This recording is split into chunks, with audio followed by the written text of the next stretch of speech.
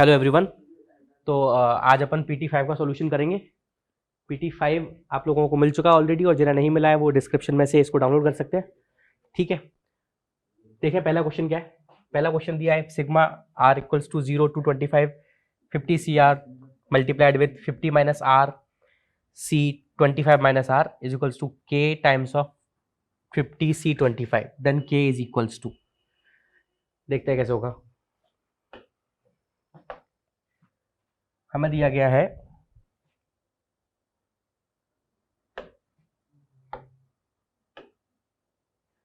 Sigma r equals to 0 to 25 50 CR dot 50 minus R C 25 minus R, और इसके equals में हमें लाना है K टाइम्स ऑफ 50 C 25।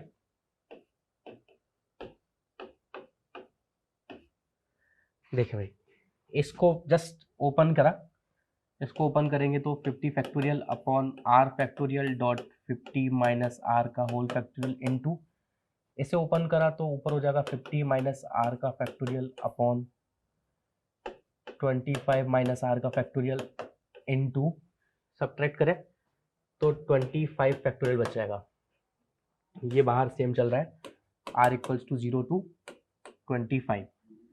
देखें ये तो कैंसिल आउट हो गया, ये 50 माइनस आर से 50 माइनस आर कट गया। अब अपने पास बचा है 50 फैक्टोरियल और 25 factorial, R factorial and 25 minus R factorial. अब एक काम करें, हमें इस तरफ 50 C 25 दिख रहा है। अगर आप 50 C 25 को ओपन करोगे ना तो ये होता है 50 factorial upon 25 factorial into 25 factorial. मुझे 50 फैक्टोरियल भी दिख रहा है, 25 भी दिख रहा है, एक 25 और एक्स्ट्रा मैं अपने मन से लगा लेता हूँ। तो r इक्वल्स टू 0 to 25 मैंने ऐसे लिख दिया 50 फैक्टोरियल अपॉन 25 फैक्टोरियल। एक 25 फैक्टोरियल मैंने मेरे मन से लगाया तो उसको न्यूट्रल करने के लिए एक ऊपर भी लगा दिया। अब क्या बच गया, r और 25 माइनस आर। देखिए आप, ये क्या बन गया, ये बन गया सेम 50 C 25। तो ये तो हो गया 50 C 25, 50 C 25। ठीक है, अब क्योंकि ये तो कांस्टेंट बन गया तो बाहर आ गया सिग्मा। ये क्या बन गया अपने आप में, ये बन गया 25 CR, और यहाँ पे R बराबर 0 से लेके कहाँ तक है, 25 तक है। तो ये बेसिकली अगर आप इसे ओपन करोगे तो क्या बनेगा, 25 C0, 25 C1, 25 C2, 25 C3 से लेके 25 C 25 तक, जो अपने आप में क्या होता है 2 to the power n, मतलब 2 to the power 25। तो ये वाला जो पार्ट है, इतना वाला जो पार्ट है, ये बन गया अपना 2 to the power 25। तो ओवरऑल अपना क्या बन गया 50 C 25 into 2 to the power 25। तो अपन को कंपेयर करना था K से, तो K को कंपेयर करेंगे तो क्या आएगा 2 की पावर 25। 2 की पावर 25 मतलब ऑप्शन नंबर अपना कौन सा हो जाएगा, ऑप्शन नंबर 4 हो जाएगा, डी। नेक्स्ट चलते हैं question number second. Question number second में क्या बोला गया, क्वेश्चन नंबर सेकंड में बोला गया the number of values of theta for which theta belongs to 0 to pi for which the system of linear equations, ये अपने पास 3 इक्वेशंस दिए है ना, और अपन को बताना, अच्छा ये नॉन ट्रिवियल सॉल्यूशन भी दिया है, नॉन ट्रिवियल सॉल्यूशन। अगर ये नॉन ट्रिवियल सॉल्यूशन दिया है तो अपन को बस बताना है कि कितने सॉल्यूशन इसके होंगे, नंबर ऑफ कितनी थीटा की वैल्यूज यहां पे अपने पास होंगी। देखिए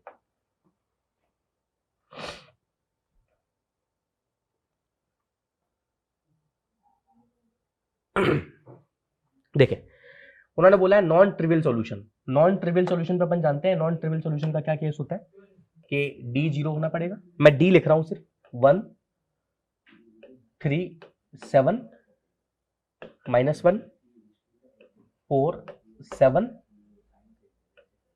sin 3 थीटा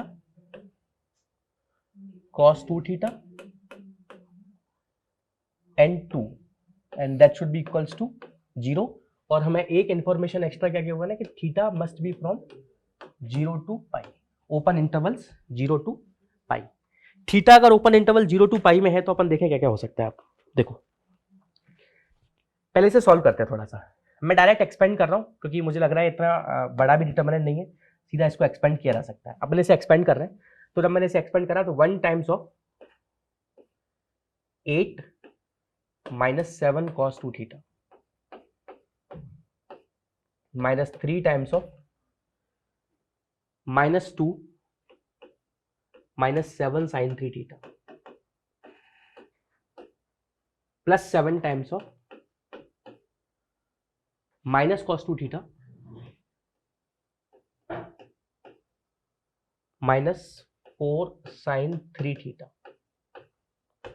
इक्वल्स टू में 0 है। ये सब मुझे दिया हुआ है क्योंकि नॉन ट्रिवियल सॉल्यूशन है।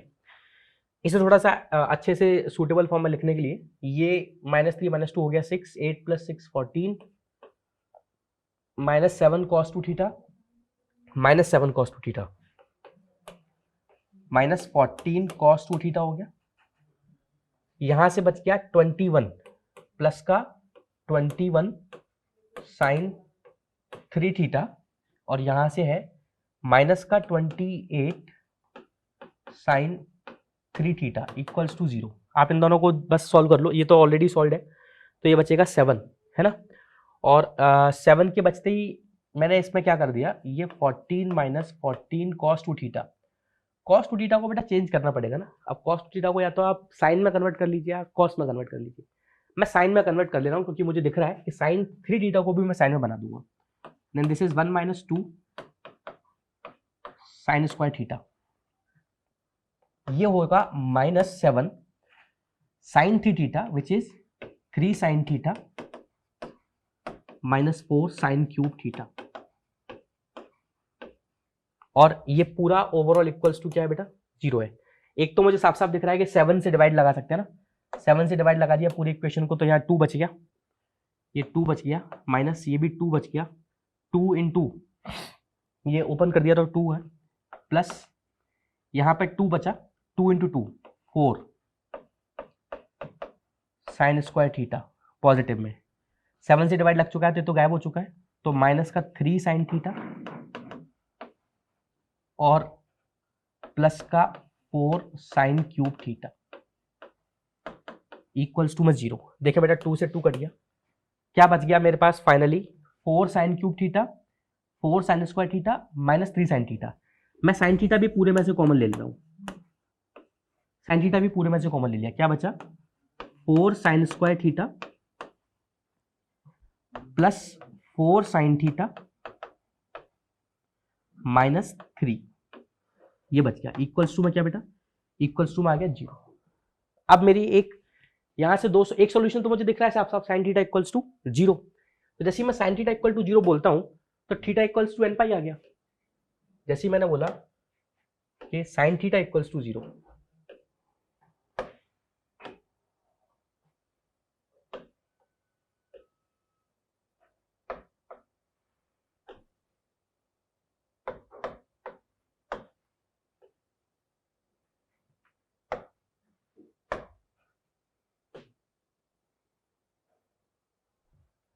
एक मिनट देखिए, sin थीटा इक्वल्स टू 0 और एक ब्रैकेट में मेरे पास बचा है 4 sin square theta 4 sin theta minus 3, 4 sin square theta plus 4 sin theta minus 3 equals to 0। यहां से थीटा के दो आंसर्स आ गए, मतलब एक यूजुअल आंसर आ गया, थीटा इक्वल्स टू n पाई। अच्छा n पाई का मतलब अगर मैं 0 से पाई में देखूंगा तो 0 और पाई दोनों हो गए, पर क्योंकि थीटा जो था वो ओपन इंटरवल 0 to पाई में था, तो ना तो 0 इंक्लूड होगा ना पाई इंक्लूड होगा, तो बेसिकली इस तरफ से अपना कोई सॉल्यूशन नहीं आएगा। इसको सॉल्व करते हैं। जब अपन इसको सॉल्व करेंगे तो देखें 4 3 -12 हो गया, तो ये हो गया 4 sin square theta plus 6 sin theta minus 2 sin theta minus 3 equals to 0। यहां से 2 sin थीटा कॉमन आ गया, क्या बचेगा 2 sin थीटा प्लस 3 माइनस का 1 कॉमन आ गया, क्या बचेगा 2 sin theta plus 3 that is equals to 0। Overall मेरा क्या आ गया sin theta equals to minus का 3/2 एंड अगला क्या आ गया sin theta is equals to कितना 1/2 sin थीटा इक्वल्स टू 1/2। अच्छा sin थीटा माइनस 3/2 तो होगा नहीं, ये तो कभी हो, ये तो 1 से भी बड़ा हो गया ना, तो sin थीटा इक्वल टू कितना हो गया बेसिकली 1/2। sin थीटा 1/2 जीरो से लेके पाई में आपको कहां कहां देखने मिलेगा पॉजिटिव, दो जगह देखने मिलेगा। कहां कहां दो जगह देखने मिलेगा 30 डिग्री पे और 150 डिग्री पे। तो बेसिकली यहां से भी कोई सोल्यूशन नहीं आया, यहां से दो सोल्यूशन आ गए 30 डिग्री एंड 150 डिग्री। तो जीरो से लेके पाई तक में कितने सोल्यूशंस आ गए बेटा अपने 2 सॉल्यूशंस आ गए। तो इसका आंसर कितना हो जाएगा नॉन ट्रिवियल 2 सॉल्यूशंस, मतलब सेकंड का आंसर हो जाएगा फर्स्ट ऑप्शन नंबर 1। अगले पे चलते हैं। 2 वर्टिसेस ऑफ अ ट्रायंगल, एक ट्रायंगल है जिसके अपन को 2 वर्टिसेस दिए हैं। 2 vertices of a triangle are 0,2 and 4,3 if its orthocenter is at the origin then its third vertex lies in which quadrant। हमें सिर्फ थर्ड वर्टेक्स का क्वाड्रेंट पता करना है। देखें ऑर्थोसेंटर के केस में अपन क्या करेंगे, अपन को पता है कि अपन इक्वेशन बनाना जानते हैं, ऑल्टीट्यूड की इक्वेशन बनाना जानते हैं, and orthocentre is what point of intersection of altitude. तो अपन बेसिकली ऑल्टीट्यूड की इक्वेशंस बनाते हैं और वहां से इस क्वेश्चन को अप्रोच करते हैं। 2 वर्टेक्स अपन को पता है 0, 2 और 4, 3 है। Sorry 2 vertices of a triangle, एक ट्रायंगल अपन को गिवन है, इसके 2 वर्टिसेस पता है। एक वर्टेक्स को मैंने मान लिया 0,2 और एक वर्टेक्स है कितना बेटा 4,3। अच्छा इसका ऑर्थो सेंटर हमें पता है वो ओरिजिन है, ये आप सब जानते हैं, ये परपेंडिकुलर हो गया, ऑल्टीट्यूड हो गया, इधर से ये ऑल्टीट्यूड हो गया एंड यहां से ये ऑल्टीट्यूड हो गया। ये इस पॉइंट को बोलते हैं ortho centre represented by usually H, और उसके कोऑर्डिनेट्स क्या अपन को गिवन है 0,0 गिवन है।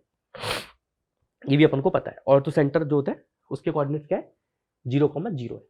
अच्छा ये मैं मान लेता हूं ये ए है, ये बी है and this is suppose C. अब मुझे बोला जा रहा है कि इसका जो थर्ड वर्टेक्स होगा वो किस क्वाड्रेंट में होगा। मुझे बोला गया थर्ड वर्टेक्स किस क्वाड्रेंट में होगा। थर्ड वर्टेक्स बेटा मतलब ए के कोऑर्डिनेट्स अपन मान लेते हैं ए, बी। अब अपन क्या क्या जानते हैं, देखें स्लोप से इसको अप्रोच करेंगे ना। मुझे पता है slope of AD into slope of BC should be equals to -1। एक इक्वेशन यहां से आ जाएगी अपने पास।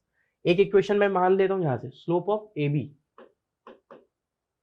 इनटू स्लोप ऑफ, अच्छा ये D है ना, ये E है, ये F है, तो AB into slope of CF should be equals to -1। चले AD का स्लोप बताएं, AD का स्लोप कितना होगा बेटा, AD का स्लोप होगा B - 0 मतलब B upon A into BC का स्लोप कितना होगा 3 - 2 मतलब 1, 4 - 0 मतलब 4 दैट इज इक्वल्स टू -1। अगर मैं इसको और अच्छे से थोड़ा सा देखूं तो B should be equals to minus का 4A। इसमें देखते हैं MAB, AB का स्लोप क्या होगा B - 2 upon A into CF का स्लोप वही जो इसका है, तो 3/4 शुड बी इक्वल्स टू -1। तो 3 times of B - 2 that is equals to 4A, -4A। और B की जगह कितना रख सकता हूं बेटा, B की जगह भी रख सकता हूं -4A, या मैं -4A की जगह B रख देता हूं। ये हो जाएगा 3B - 6 इक्वल्स टू, ये आ जाएगा B को इधर लाएं 2B equals to 6, B equals to 3, और जैसे B 3 आया तो मैंने यहां रख दिया, तो A कितना आ जाएगा -3/4। तो A के कोऑर्डिनेट्स क्या आ गए, A के कोऑर्डिनेट्स आ गए -3/4, 3। विच क्वाड्रेंट इज इट, कौन सा क्वाड्रेंट आ गया ये, this is in the second quadrant ना, X नेगेटिव आ गया और Y पॉजिटिव आ गया, सेकेंड क्वाड्रेंट। तो इसका ऑप्शन नंबर कौन सा हो जाएगा, इसका ऑप्शन हो जाएगा अपना 4th। नेक्स्ट क्वेश्चन पे चलते हैं, क्वेश्चन नंबर 4। देखिए क्वेश्चन नंबर 4 बोल रहा है, क्वेश्चन नंबर 4 में बोला जा रहा है कि एस करके एक कर्व है ना, जिसकी इक्वेशन जो एक्स वाई पॉइंट्स है वो ऑल रियल नंबर्स में है। उन्होंने बोला है Y square upon 1 plus R minus X square upon 1 plus R 1 minus R equals to 1। Y square upon 1 plus R minus X square upon 1 minus R equals to 1। और जहाँ पे are है जो प्लस माइनस 1 नहीं हो सकता, obvious सी बात है, -1 होगा तो ये प्रॉब्लम हो जाएगा, +1 होगा तो यहाँ प्रॉब्लम हो जाएगा। देन एस रिप्रेजेंट्स, और अपन को 4 ऑप्शन दे दी है ना। अब इसमें इस ऑप्शन में आपको करना क्या है, बेसिकली एसेंट्रिसिटी पता करनी है। अगर हाइपरबोला है तो एसेंट्रिसिटी का फॉर्मूला लगा दो, पैराबोला इलिप्स है तो एसेंट्रिसिटी का फॉर्मूला लगा दो। तो बस हमें एसेंट्रिसिटी का फॉर्मूला पता होना चाहिए, ठीक है। तो मैं थोड़ा सा मतलब उस अप्रोच से जा रहा हूं कि जहां से मेरा आंसर आने की पॉसिबिलिटी ज्यादा है, ठीक है। तो मैंने क्या बोला, पहले मैंने चेक कर लिया आर ग्रेटर देन 1 के लिए, ठीक, आर ग्रेटर देन 1 के लिए। तो जब मैं आर ग्रेटर देन 1 पे जा रहा हूं तो मतलब 1 माइनस आर जो है वो नेगेटिव आएगा, नेगेटिव आएगा मतलब पॉजिटिव हो जाएगा, मतलब पॉजिटिव हो जाएगा तो x square upon a square plus Y square upon b square type का दिखेगा। तो मुझे दिख रहा है इलिप्स है ना। तो आर ग्रेटर देन 1 में इलिप्स है। अब इलिप्स के 2 ऑप्शन दिख रहे हैं मुझे आर ग्रेटर देन 1 में, एक यहां और एक यहां। तो इसेंट्रिसिटी चेक कर लेते हैं, इसेंट्रिसिटी या तो ये आएगी या ये आएगी। तो अपन आर ग्रेटर देन 1 के लिए इसकी इसेंट्रिसिटी निकाल के देखते हैं। चले, आर ग्रेटर देन 1 है और हमें क्या निकालना है, eccentricity. When R is greater than 1 तो इसेंट्रिसिटी क्या होगी, E is equals to 1 minus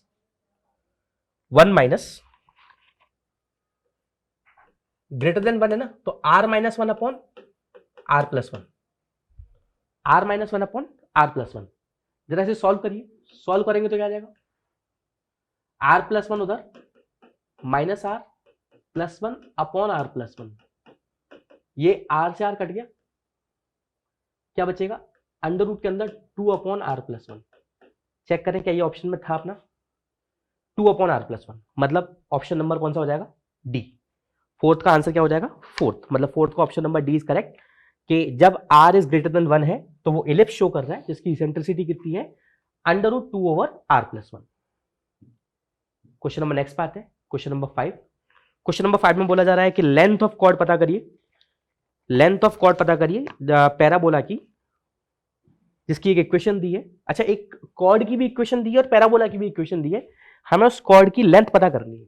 इस क्वेश्चन को करने के तो बहुत मेथड हो सकते हैं, मतलब यूजुअली अगर मैं दोनों कर्व्स को सॉल्व कर लूंगा तो मुझे पॉइंट ऑफ इंटरसेक्शन मिल जाएंगे, और पॉइंट ऑफ इंटरसेक्शन मिल जाएंगे तो मैं उसकी डिस्टेंस फॉर्मूला लगा के लेंथ निकाल दूंगा। पर मैं इस अप्रोच से नहीं जाते हुए कुछ और आपको कोशिश करता हूँ कि ईजी बता पाऊँ। ये तो एक बेसिक मेथड हो ही गया कि आप दोनों चीज को सॉल्व कर लें और सॉल्व करके पॉइंट ऑफ इंटरसेक्शन निकाल दें। ये क्वेश्चन नंबर में 5 पे चल रहा हूँ। मुझे कर्व दिया है x square equals to 4y और मुझे कॉर्ड की इक्वेशन दी है x minus root 2y plus 4 root 2 is equals to 0। x minus root 2y plus 4 root 2 is equals to 0, और मुझे पता करना है लेंथ ऑफ कॉर्ड क्या होगी। लेंथ ऑफ कॉर्ड क्या होगी, देखें जरा। एक काम करते हैं, हम सबसे पहले करते हैं कि इसको x के लिए और y के लिए दोनों के लिए अलग अलग सॉल्व करके देखते हैं। एक बार मैं इसे x में क्वाड्रेटिक बनाऊंगा और एक बार मैं इसे y में क्वाड्रेटिक बनाऊंगा ना। तो जब मुझे इसको x में क्वाड्रेटिक बनाना है बेसिकली, तो मुझे यहाँ से x की वैल्यू चाहिए। अगर मुझे यहाँ से x की वैल्यू चाहिए ना, तो मैंने क्या किया, या y की वैल्यू निकाल लेते हैं पहले। तो बताओ, x plus 4 root 2 upon root 2 that is basically y, ठीक है। मैंने यहाँ रख दिया X square equals to 4, y की जगह x plus 4 root 2 upon root 2, ये इस तरफ भेजा, root 2 X square equals to 4x plus 16 root 2, root 2 X square minus 4x minus 16 root 2 that is equals to 0।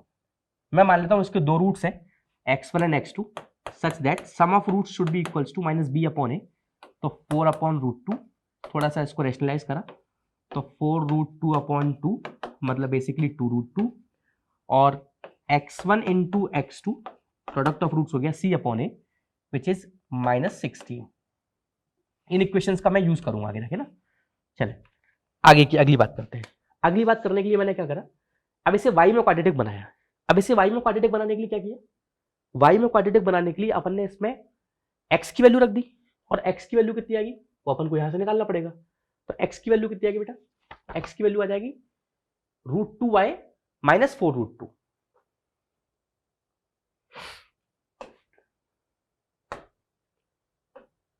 x की वैल्यू कितनी आ जाएगी, यहां से x की वैल्यू आ जाएगी √2y माइनस 4√2। मैं इस जगह पुट कर रहा हूं ना x की वैल्यू, ठीक, एक्स स्क्वायर कितना हो जाएगा बेटा, √2y माइनस 4√2 का whole square and that should be equals to 4y। चले इसे ओपन करें होल स्क्वायर से, तो a स्क्वायर मतलब 2y square plus b square मतलब 32, क्योंकि 4 का स्क्वायर 16, √2 का स्क्वायर 2, 32 माइनस 2ab मतलब 4 2 जा 8, 8 2 जा 16 y √2 2, 4 इंटू 2 8 एंड 2 एक 2ab वाला एंड माइनस 4y भी इस तरफ आ गया, तो ऑटोमेटिकली इसको मैं माइनस का 20y लिख देता हूं।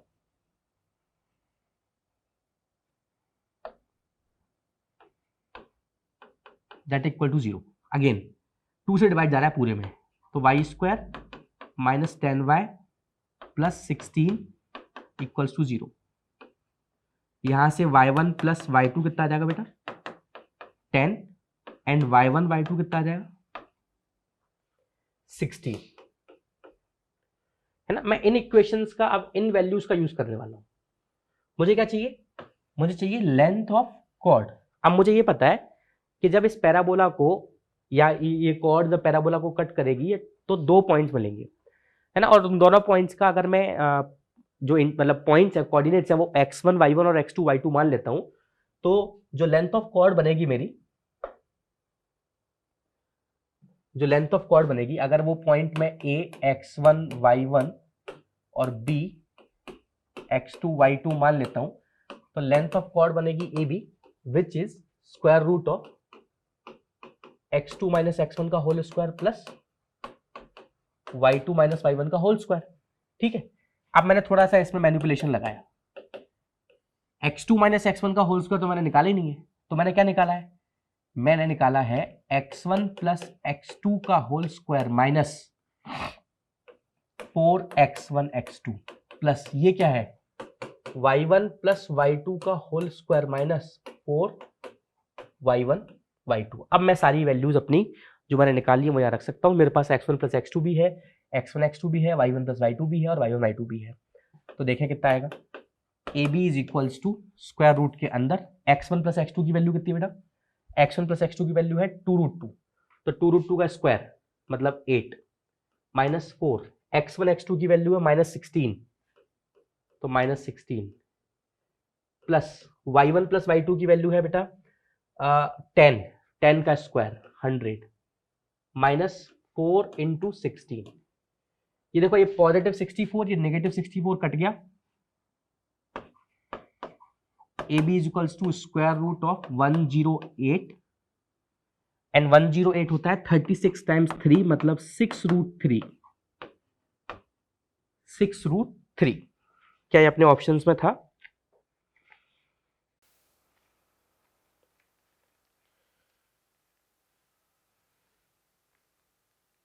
सही है ना। एक बार वैल्यू चेक कर लेते हैं। x1 प्लस x2 है 2√2, ठीक है, और x1 x2 है माइनस 16, ठीक, y1 प्लस y2 है 10 एंड y1 y2 है 16, फिर हमने रख दिया इसके अंदर, ठीक है। तो जब मैंने लेंथ निकाला तो x1 प्लस x2 का होल स्क्वायर किया मतलब 2√2 का होल स्क्वायर, तो 8 minus this will become positive plus y1 plus y2 का होल स्क्वायर मतलब 10 का स्क्वायर, 10 का square 100 minus 4 y1 y2 which is also कितना 16, तो कितना हो जाएगा 100 प्लस 8 108, 108 का स्क्वायर रूट। ठीक है, ये अपने 5 हो गए, 6 पर चलते हैं ना। 6 वाला क्या कह रहा देखते हैं, question number 6। Two sides of a parallelogram are along the lines, एक है line x plus Y plus 3, ठीक, और एक है line x minus Y plus 3। तो दो साइड्स हैं जो इसके अलोंग है,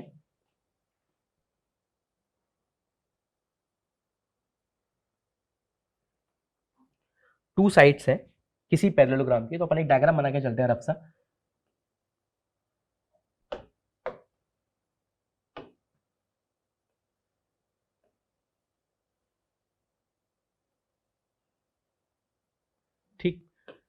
ए B C D, two sides अपन को गिवन है, एक है x plus Y equals to 3, एक है x plus Y equals to 3, मैं मान लेता हूं ये ए बी साइड की इक्वेशन है, और दूसरी इक्वेशन जो है वो है x minus Y plus 3 equals to 0, तो मैं इक्वल्स टू माइनस 3 कर देता हूं इसे, ये मैं मान लेता हूं चलो ए डी साइड की इक्वेशन है ना। तो मुझे दो साइड की इक्वेशन पता है, ए बी और ए डी। अच्छा, तो जैसे ही मैंने इन दोनों का इंटरसेक्शन निकाला, तो इंटरसेक्शन निकालते ही क्या मिल गया मुझे, 2x इक्वल्स टू 0, मतलब x इक्वल्स टू 0, और अगर x 0 है तो y कितना हो गया 3, तो पॉइंट ए मिल गया मुझे 0,3, पॉइंट ए मिल गया मुझे बेटा कितना 0,3। और क्या दिया है क्वेश्चन में, क्वेश्चन में दिया है if the diagonals intersect at 2,4, दोनों के जो डायगोनल्स है वो 2,4 पर मिल रहे हैं। पैरेललोग्राम की खास बात, डायगोनल्स बाइसेक्ट ईच अदर, तो दोनों का जो डायगोनल है, डायगोनल्स आर मीटिंग एट, इसको फिर से बनाते हैं, डायगोनल जो मिल रहे हैं वो मिल रहे हैं किस पे, 2,4 पे, तो ये पॉइंट कितना है 2,4, इसको मान लेते हैं P। तो C के कोऑर्डिनेट्स आप निकाल सकते हैं ना, हमें पता है जो P है वो डायगोनल AC का मिड पॉइंट होगा, और अगर डायगोनल AC का मिड पॉइंट P है तो C की कोऑर्डिनेट्स क्या आ जाएंगे, ट्वाइस ऑफ 2 मतलब 4, 4 माइनस 0, 4 माइनस 0 मतलब 4, और 8, 8 माइनस 3 मतलब 5, C के कोऑर्डिनेट्स आ गए 4,5। पूछा क्या था, if its diagonals intersect at 2,4 then one of its vertex, तो एक वर्टेक्स हमें मिल चुका है 4,5, और एक वर्टेक्स क्या था 0,3, उसमें बोला था कि 4 ऑप्शंस जो दिए हैं ना उसमें से बताइए कि इसका वर्टेक्स कौन सा है। तो अब तक तो जो भी वर्टेक्स मेरे दोनों निकले ए और सी, ये दोनों ही मेरे ऑप्शंस में नहीं है, ना ही 0,3 मेरे ऑप्शन में है, ना ही 4,5 मेरे ऑप्शन में है, तो मुझे मतलब आगे के दो वर्टेक्स और निकालने पड़ेंगे। अब आगे के दो वर्टेक्स और निकालने के लिए मुझे क्या निकालना पड़ेगा, बाकी की दो इक्वेशंस भी निकालनी पड़ेगी।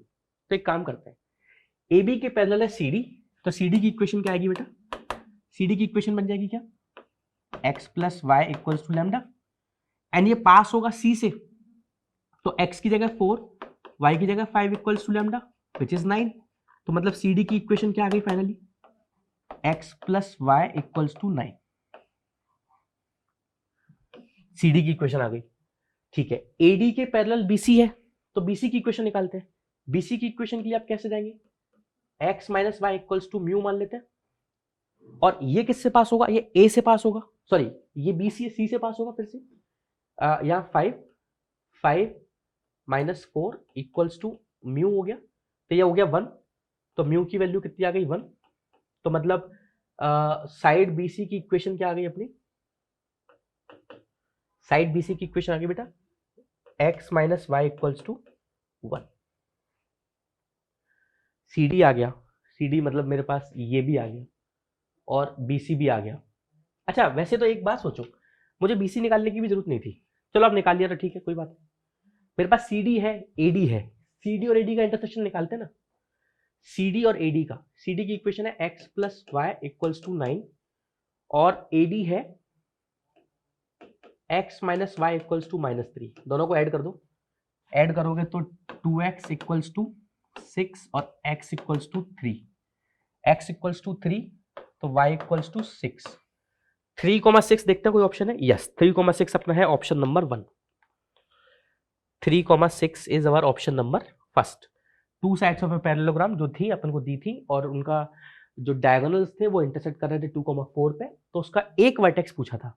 पहले हमने दोनों साइड्स के ही इंटरसेक्शन से एक वर्टेक्स निकाला A, पर वो ऑप्शन में नहीं था, फिर हमने निकाला C, वो भी ऑप्शन में नहीं था, देन हमने निकाला D विच इज 3,6 जो कि ऑप्शन में है, तो मतलब अपना राइट आंसर हो गया 3,6।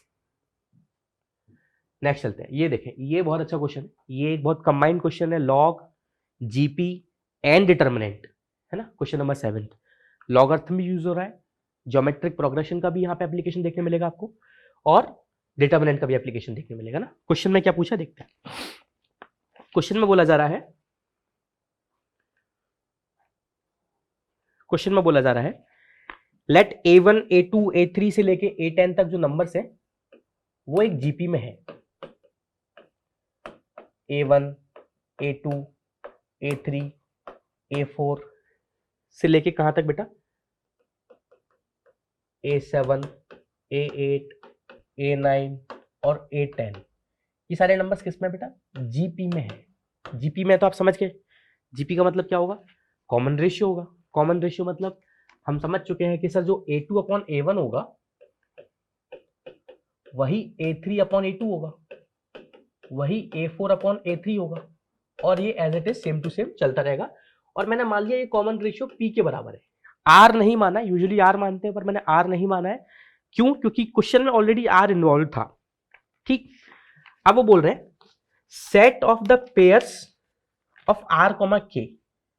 आर कॉमा के करके दो नंबर्स हैं, मतलब दो कांस्टेंट, दो वेरिएबल्स हैं। देखते हैं क्या है। Set of pairs of R comma के, अच्छा दो नेचुरल नंबर्स है ना, मतलब ये आर भी नेचुरल नंबर है, के भी क्या है? नेचुरल नंबर है। ठीक है, और उसके लिए एक डिटर्मिनेंट की वैल्यू कितनी दी है? 0 दी है। एक डिटर्मिनेंट है अपना, डिटर्मिनेंट मैं बना देता हूं, क्या है बेटा? डिटर्मिनेंट है log base e A1 A2 r के log at base e A2 A3 r के log s base e A3 A4 r के, ऐसा करके कुछ दिया है। सेम वे में यहां पे लॉग A4 A5 आर के लॉग A5 A6 आर के लॉग A6 A7 आर के।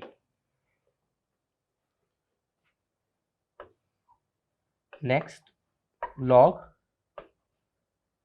A7 A8 आर के लॉग A8 A9 आर के log A9 A10 R K. ये डिटरमिनेंट दिया है which is given us 2 equals to 0। ये determinant अपन को 0 के इक्वल में दिया है। देखें, बहुत ही मतलब एक डेंजर सा दिखने वाला क्वेश्चन है, पर अगर आपको थोड़ा सा भी लॉग और जीपी की प्रॉपर्टीज के बारे में पता है ना, तो बहुत आसान क्वेश्चन है। कैसे देखें, हमें लॉग की कौन सी प्रॉपर्टी पता होना चाहिए, इसके लिए पहले तो वो समझते हैं। Log M minus log N, log M minus log N क्या होता है? लॉग एम बाई एन होता है ना। दो लॉग अगर डिफरेंस में लिखे हैं तो लॉग वाले जो नंबर्स हैं उनको अपन डिवाइड कर सकते हैं। और जीपी की कौन सी प्रॉपर्टी पता है? जीपी की वाली प्रॉपर्टी जो मैंने लिख दिया ऊपर आपके लिए ना, A2/A1 A3/A2 A4/A3, ये सब किसके बराबर होगा? पी के बराबर होगा। अब इसमें मैं एक ऑपरेशन लगाना चाह रहा हूं। ठीक है, ऑपरेशन समझे क्या है? मैं ऑपरेशन लगाना चाह रहा हूं C3 change to C3 minus C2, C2 change to C2 minus C1। इससे फर्क क्या पड़ेगा आप वो समझे। इस ऑपरेशन के लगाने से फर्क क्या पड़ा? पहली बात तो मैंने C1 को अनचेंज रखा है ना, C1 को अनचेंज रखा है मतलब लॉग A1 A2 आर के लॉग A4 A5 आर के log A5 A6 R K. ये मैंने अनचेंज रखा है, इसमें मैंने कोई चेंज नहीं करा है। अब मैं इधर चेंज करना चाह रहा हूं। इधर चेंज करने से पहले मैं आपको एक बस हिंट दे दे रहा हूं क्या बन रहा है। देखो, जब मैंने C3 को चेंज किया है C3 माइनस C2 ना, तो एक एलिमेंट लिख के दिखा रहा हूं। C3 का फर्स्ट एलिमेंट कौन है? देखें, दिस माइनस दिस, जब आप इससे इसको माइनस करोगे, ये वाला टर्म माइनस में जाएगा, तो लॉग लॉग की प्रॉपर्टी के हिसाब से इन दोनों का डिवाइड हो जाएगा। मतलब लॉग के अंदर A3 A4 upon A2 A3 आ जाएगा। ठीक है, लॉग के अंदर कौन आ गया बेटा? A3 A4 ऊपर है आर के, और नीचे A2 A3 है, तो वो भी कौन है? आर के। तो अगर आप देखेंगे ध्यान से, लॉग ये बन गया A3 upon A2, A3 upon A2 common ratio P, P की power R, A4 upon A3 common ratio P, P की पावर K। तो ओवरऑल लॉग P की पावर R प्लस K। तो ये मेरा एक एलिमेंट बन गया, कौन सा? ये वाला, लॉग P की पावर R प्लस K। अगले में देखते हैं। देखो, फिर से मैंने वही सेम काम किया। जब मैंने C3 माइनस C2 किया है तो दिस माइनस दिस, जब मैं इसमें से इसको माइनस करूंगा तो ये वाला पार्ट डिवीजन में जाएगा, डिवीजन में जाएगा तो देखें a6 अपॉन a5 की power r, a7 upon a6 की पावर k, और a6 upon a5 and a7 upon a6 will be common ratio p। तो ये वाला भी जो एलिमेंट बनेगा वो क्या बनेगा, log p की पावर r प्लस k, और ये भी बनेगा log p की power r plus k। Same way में जब आप इससे इसको डिवाइड करोगे तो यहाँ पे भी सेम चीज बनता जाएगा, log p की power r plus k, log p की power r plus k। p समझ चुके हैं आप क्या है बेटा, p अपना कॉमन रेशियो p की पावर r प्लस k। इस डिटर्मिनेंट के दो कॉलम आ गए आइडेंटिकल, और अगर किसी डिटर्मिनेंट के दो कॉलम आइडेंटिकल आ गए मतलब इसकी वैल्यू हो गई 0 for every value of for all r, k belongs to natural number. हमें फर्क ही नहीं पड़ता r एंड k की वैल्यू क्या है, ये हमेशा 0 देगा। तो उनने हमसे क्वेश्चन पूछा था कि एक सेट है जिसमें पेयर है r, k, है ना, वो उस सेट में कितने एलिमेंट्स आ सकते हैं, मतलब r, k के आप कितने पेयर बना सकते हो। तो मैं बोल सकता हूं सर r की जगह 1 हो, k की जगह भी 1 हो, r की जगह 1 हो, k की जगह 2 हो, r की जगह 1 हो, k की जगह 3 हो, ऐसे करके मैं इनफाइनाइट पेयर बना सकता हूं। तो इस सेट S में कितने एलिमेंट्स आ गए, इस सेट S में इनफाइनाइटली मेनी एलिमेंट्स आ गए। इनफाइनाइटली मेनी एलिमेंट्स क्या अपन को ऑप्शन दिया बेटा, हाँ option number third, infinitely many elements, option number third. समझ चुके हैं, नेक्स्ट पे चले, नेक्स्ट बात करते हैं 8th number. If the area of an equilateral triangle, एक इक्विलैटरल ट्राइंगल है, तो if the area of an equilateral triangle inscribed in the circle x square plus y square plus 10x plus 12y plus c equal to 0 is 27√3। एक circle है, उसके अंदर एक equilateral triangle बना हुआ है, और उस इक्विलैटरल ट्राइंगल का एरिया अपन को दिया हुआ है 27√3। हमें ये c बताना है, इस सर्कल की इक्वेशन में जो एक अननोन है c, हमें c बताना है। चले देखते हैं। देखिए पहले मैं सर्कल की इक्वेशन लिख ले रहा हूं, that is question number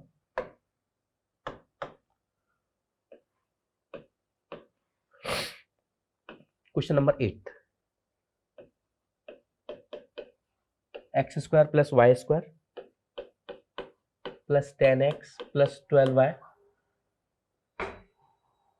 plus c equals to 0। ये तो है मेरा सर्कल। इस सर्कल का सेंटर बता पाएंगे आप, इस सर्कल का सेंटर कितना होगा बेटा, -5, -6।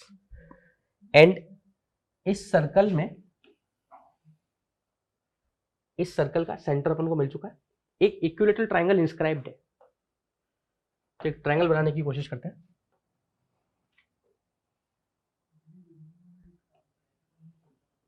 ठीक है, ये सेंटर मान लेते हैं, ये ट्राइंगल है ए बी सी। अच्छा आप अच्छे से जानते हैं इक्विलैटरल ट्राइंगल है तो ये एंगल कितना हो गया, 60 हो गया। अगर ये एंगल 60 हो गया तो ये एंगल कितना हो गया बेटा, 120 हो गया। अच्छा ये भी रेडियस है, ये भी रेडियस है, और इक्विलैटरल ट्राइंगल में अपन एक और खास बात जानते हैं, इक्विलैटरल ट्राइंगल में जो इस, अगर ये इक्विलैटरल ट्राइंगल है तो इसका सरकम सेंटर और सेंट्रोइड सेम ही जगह होगा। तो आप ये बात समझ सकते हैं कि इस ट्राइंगल के चारों तरफ एक सर्कल बना हुआ है, वही इसका सरकम सर्कल है, और उस सरकम सर्कल का सेंटर, मतलब उस सरकम सर्कल का सेंटर तो यही था। इसको मैंने सी नाम दे दिया, इसको मैंने ओ नाम, कुछ और नाम दे देता हूं क्योंकि सी मैंने ट्राइंगल में भी यूज किया है। तो ये जो ओ है वो मेरे सर्कल का सेंटर था, क्योंकि वो ट्राइंगल इक्विलैटरल था, तो that O will also behave as a centroid of that triangle. और अगर सेंट्रोइड बनाएगा तो सेंट्रोइड इस ट्राइंगल को 3 बराबर बराबर ट्राइंगल्स में तोड़ देता है, ये भी आप जानते हैं। तो मतलब ये अगर आप देखोगे तो ये 1, ये 2 और ये 3, ये तीनों ट्राइंगल्स कैसे होंगे, आपस में इक्वल एरिया के होंगे। और अगर तीनों इक्वल एरिया के होंगे तो इस पूरे इक्विलैटरल ट्राइंगल का एरिया मैं ऐसे लिख सकता हूं कि नहीं, 3 टाइम्स ऑफ 1/2। इस एक का एरिया कैसे लिखेंगे, अपने एसओटी में पढ़ा है, 2 एडजेसेंट साइड्स, मतलब r into r square into the sine of the angle included between them, and that is equals to given to me how much, 27√3 I think, no? Yes, 27√3। बस अब यहां से क्या r आ जाएगा अपने पास, 3 9 2 उधर गया 18 1/2 R square, sine 120 degree, sine 120 degree is cos 30 degree, है ना, √3/2, √3/2 दैट इज अदर साइड 9√3, तो √3 से भी √3 कैंसिल आउट हो गया। R square equals to 9 into 4 36, तो आर इक्वल्स टू 6, रेडियस आ गई कितनी 6। हमसे क्या पूछा गया था, हमसे पूछा गया था इस सी की वैल्यू, तो हम जानते हैं R is basically G square, G square is how much 525 plus 36 minus C and this is also 6, दोनों तरफ स्क्वायर कर दिया बेसिकली ना, 36 equals to 25 plus 36 minus C, ये कट गया, सी इक्वल्स टू 25, क्या ये ऑप्शन में है, C equals to 25, yes, option number 4, option number 4, C equals to 25। आगे चले, 9th क्वेश्चन पे आते हैं। 9th क्वेश्चन बोल रहा है विद यूजुअल नोटेशन, नोटेशन मतलब वही जो अपन एसओटी में यूज करते हैं, है ना, तो विद यूजुअल नोटेशंस उन्होंने बोला है angle A plus angle B is equals to 120 degree, angle A plus angle B is equal to 120 degree, A की वैल्यू दी है, बी की वैल्यू दी है, find the ratio of A ratio B, angle का रेशियो बोला है। हालांकि ये वाला जो पार्ट है ये हम एसओटी में डील करते हैं सॉल्यूशंस ऑफ ट्रायंगल पे, और आपने अगर पढ़ा है तो नेपियर्स एनालॉजी जहां अपन यूज करते हैं उसका अपन इस पर यूज करेंगे, ठीक है, देखा कैसे होगा।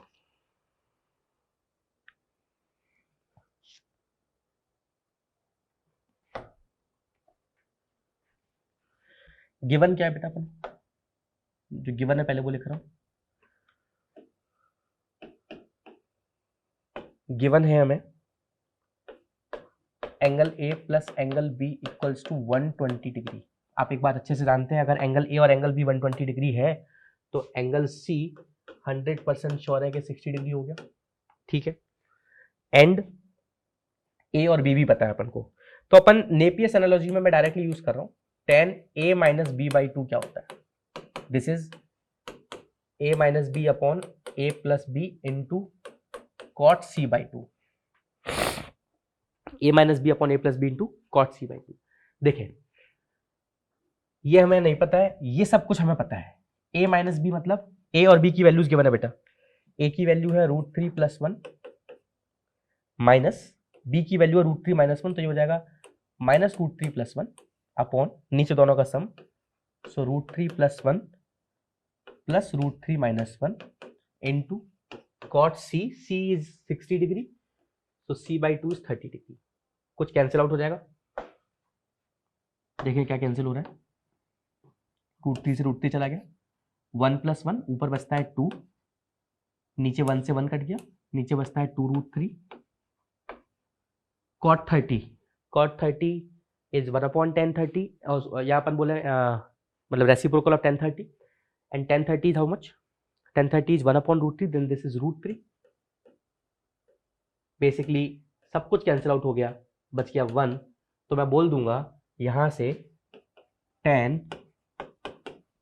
a minus b by 2 is 1, so a minus b by 2 is 45 degrees, ठीक है, और अगर ये 45 डिग्री है तो a minus B is 90 degree,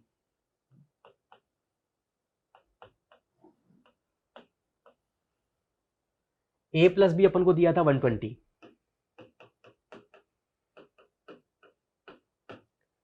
a minus B मिल गया अपन को कितना 90, ऐड करते ही 2a मिल गया कितना 210 आई थिंक, तो यहां से a हो जाएगा 105, तो b कितना हो जाएगा बेटा 15, उन्होंने पूछा है शायद a ratio b, a ratio b, तो a रेशियो b कितना आ जाएगा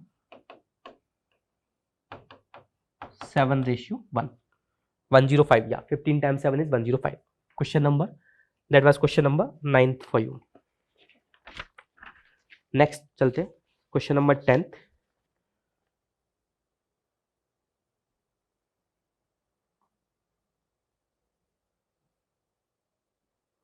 question number 10th, question number 10th में क्या बोला जा रहा है देखना है पहले। क्वेश्चन नंबर 9th में ये आंसर आ गया ना अपना 7:1। ठीक, क्वेश्चन नंबर 10 देखो क्या बोल रहे हैं। क्वेश्चन नंबर 10 में बोल रहे हैं the positive value for of lambda for which the coefficient of x square in the expression is 720। इस एक्सप्रेशन में एक्स स्क्वायर का कोफिशिएंट कितना है? 720 है। इस एक्सप्रेशन में अगर coefficient of x square 720, x square का कोफिशिएंट ना, तो बेसिकली इस एक्सप्रेशन से कांस्टेंट टर्म का कोफिशिएंट चाहिए, क्योंकि बाहर एक्स स्क्वायर तो है ही हमारे पास, तो यहां से कांस्टेंट टर्म का एक्सप्रेशन ले आते हैं, and that is equals to 720। देखें कैसे होगा। बाइनोमियल का बिल्कुल बेसिक सा क्वेश्चन है, और कोफिशिएंट के ऊपर तो बाइनोमियल में एडवांस में क्वेश्चन पूछा गया है। 2023 में बाइनोमियल अगर एडवांस का क्वेश्चन आप देखेंगे तो वो भी सिर्फ कोफिशिएंट ही पूछा था। X square root x plus lambda upon x square to the power 10 और कोफिशिएंट ऑफ एक्स स्क्वायर का कोफिशिएंट बोला गया। ठीक है, इसका जनरल टर्म लिखिए जरा बेटा, 10 रूट एक्स की power 10 minus r lambda upon x square की पावर आर, और बाहर क्या चल रहा है सबके साथ में? X square. ठीक, ये देखिए 10 इंटू लैम्डा की पावर आर, ये हो जाएगा एक्स की पावर 10 माइनस आर अपॉन 2 1/2 है, और ये हो जाएगा एक्स की पावर -2, तो बेसिकली -2r। तो इसको थोड़ा सा और यहीं पे सॉल्व कर लेता हूं, ये हो जाएगा 10 minus 5r,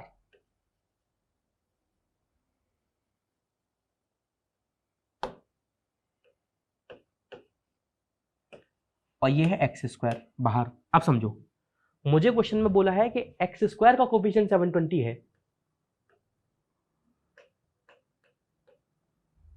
coefficient of x square कितना है? 720। तो एक्स स्क्वायर का कोफिशिएंट होने के लिए यहां से इस वाले पार्ट को 0 होना पड़ेगा। तो देखें 10 minus 5r upon 2 has to be 0, 10 equals to 5r and r equals to 2, and when r is equals to 2 this will become 10c2 into lambda square। तो 10c2 into lambda square that is equals to 720। 10c2 into lambda square, 10c2 को solve कर ले जरा, 10 9 upon 2 equals to 720, lambda square भी 9 से ये 8 बार चला गया, 0 से 0 भी जा चुका है, लैम्डा स्क्वायर की इक्वल टू 16 आ गया, तो लैम्डा की वैल्यू आ गई +-4। उन्होंने हमसे पूछी है positive value of lambda, that is means +4। Option number, this is option number +4 2। Next question पे आते हैं, 11th क्वेश्चन।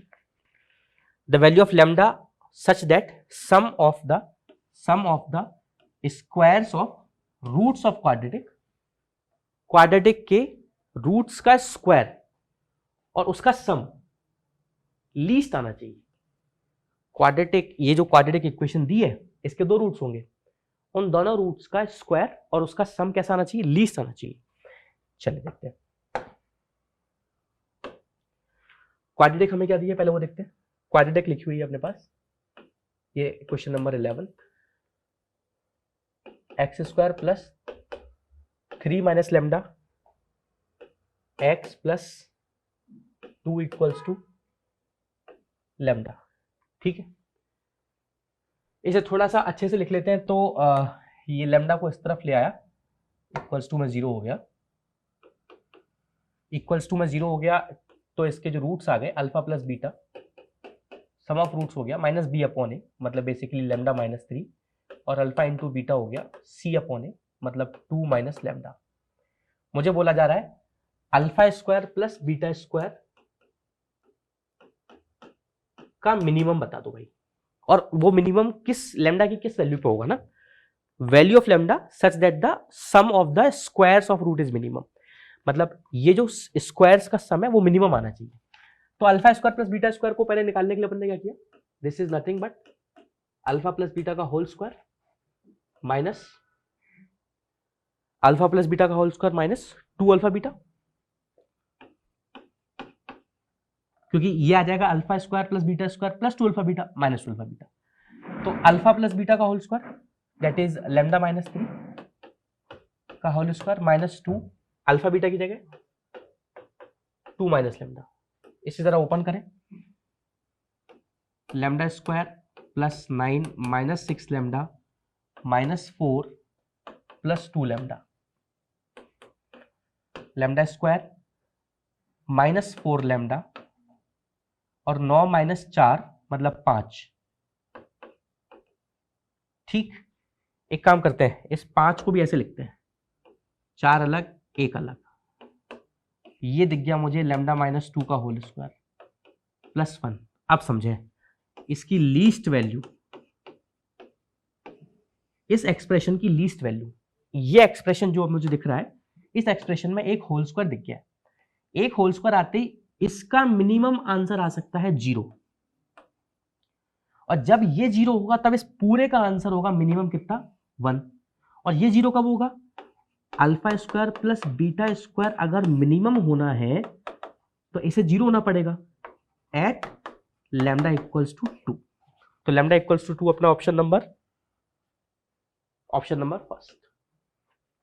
ठीक, तो ये PT5 का सॉल्यूशन था, है ना। आप इसी तरह से पूरे प्रैक्टिस टेस्ट लगाते रहिए और आपको उनकी वीडियो सॉल्यूशंस मिलते रहेंगे। ठीक, तो अब तक आपको काफ़ी सारे सॉल्यूशंस मिल चुके हैं। आई होप आपके जो क्वेश्चन हैं वो बन रहे हैं और आपको अप्रोच समझ में आ रही है। ठीक है, और अगर अपन देखें तो ये लगभग जेईई मेंस का हाफ पेपर हो जा रहा है ना, मतलब 25 क्वेश्चन आपको अटेम्प्ट करने होते हैं, उसमें से ऑलमोस्ट 11 क्वेश्चन आपको मिल रहे हैं। ठीक है, थैंक यू एवरीवन।